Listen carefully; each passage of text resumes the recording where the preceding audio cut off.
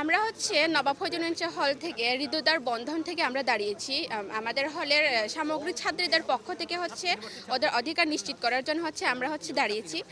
যদি আমরা নির্বাচিত হয় তাইলে আমাদের যেহেতু নতুন হল, এই নতুন হলের সংস্কারের বিভিন্ন কাজ বাকি আছে। ওই সংস্কার বিশেষ করে খাবারের মান উন্নয়ন, হল লাইব্রেরি সংস্কার, তার মধ্যে আবার বিভিন্ন ধরনের সুযোগ সুবিধা আমাদের নাই, যেমন হলের মুদি দোকান এখনও খোলা হয় নাই। আমাদের এই কারণে আমাদের ছাত্রীদেরকে অনেক ভোগান্তি পোহাতে হয়। আর ফটোকপি রিচার্জ দোকানও নাই, এইগুলোর জন্য আমাদের অন্যান্য হলে গিয়ে আমাদেরকে কাজগুলো করতে হয়।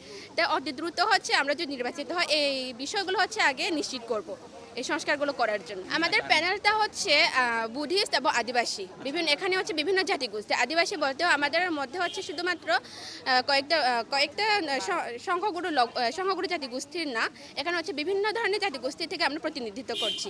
আর পাশাপাশি আমাদের বুদ্ধিস্ট যারা আছে তাদেরকেও প্রতিনিধিত্ব করছি।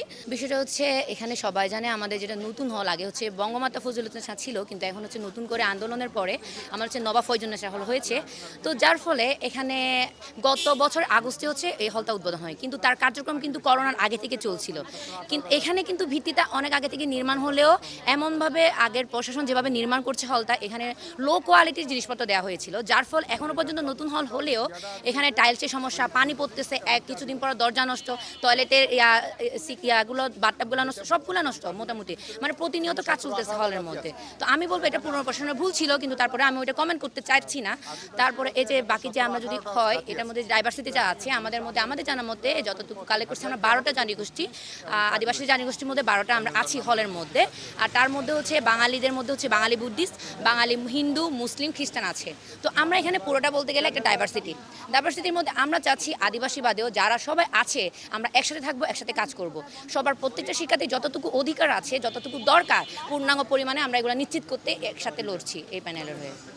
অ্যাকচুয়ালি আমাদের হলটা অন্যান্য হলের মতো সেম না।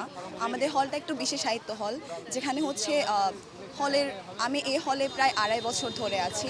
এই 2.5 বছরে আমরা বাঙালিদের পাশাপাশি বিভিন্ন জাতিগোষ্ঠীরা প্লাস বুদ্ধিস্ট স্টুডেন্টরা মিলে একই সাথে আমরা বসবাস করছি। তো এই নির্বাচনের মাধ্যমে আমি মনে করি যে আমাদের প্যানেলটা খুবই ইউনিক, অন্যান্য প্যানেলের মতো না। তো আমাদের প্যানেলে আপাতত আমরা আদিবাসী স্টুডেন্টস প্লাস বুদ্ধিস্ট স্টুডেন্টরা দাঁড়িয়েছি। এক্ষেত্রে আমাদের প্যানেল যদি জিতে যায় তাহলে আমরা হলের সার্বিক যে উন্নয়নগুলো আছে ওগুলোর ক্ষেত্রে আমরা কন্ট্রিবিউশন রাখতে পারি। এদিক থেকে আমাদের অধিকার আদায়টাও প্লাস আমাদের সম্পৃক্ততাও বজায় থাকছে। আমি যোগাযোগ ও আবাসন বিষয়ক সম্পাদকে দাঁড়িয়েছি। তো আমি আমার পথ নিয়ে যদি বলি তাহলে আমি মনে করি যে আমাদের মেয়েরা, সাধারণ শিক্ষার্থীরা, আমরা একটা হলে সিট পাওয়ার জন্য অনেক হ্যাসেলের মধ্য দিয়ে যাই, একটা লং প্রসেসের মধ্যে দিয়ে যাই।